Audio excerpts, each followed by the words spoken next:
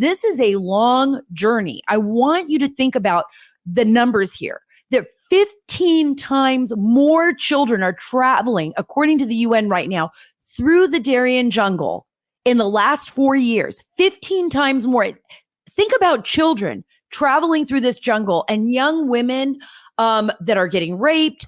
And of course, the death toll, just like Michael described, the people that he had met from Haiti, who probably never imagined when they started on their journey that 11 of them would be lost in this jungle on their way to the United States.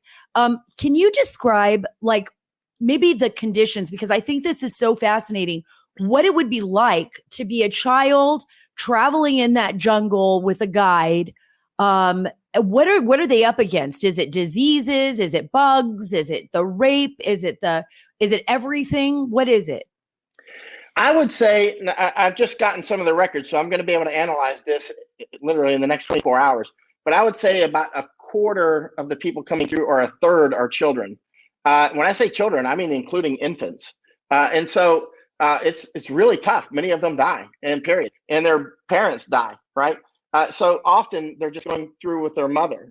Some are going through with mother and father. Well, we presume they're their mother and father. They could actually have been kidnapped or something else already, right? We don't know that. And you know, the DNA testing, as you know, is a very contentious issue.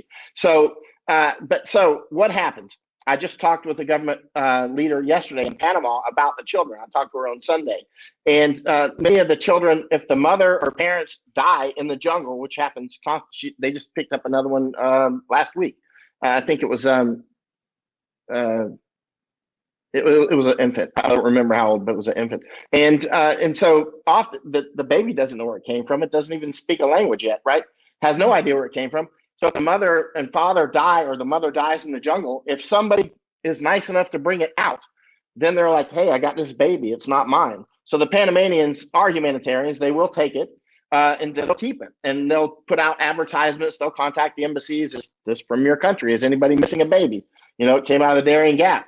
And if nobody has claimed it after some specified amount of time, they give it a Panamanian name and it goes to Panamanian school.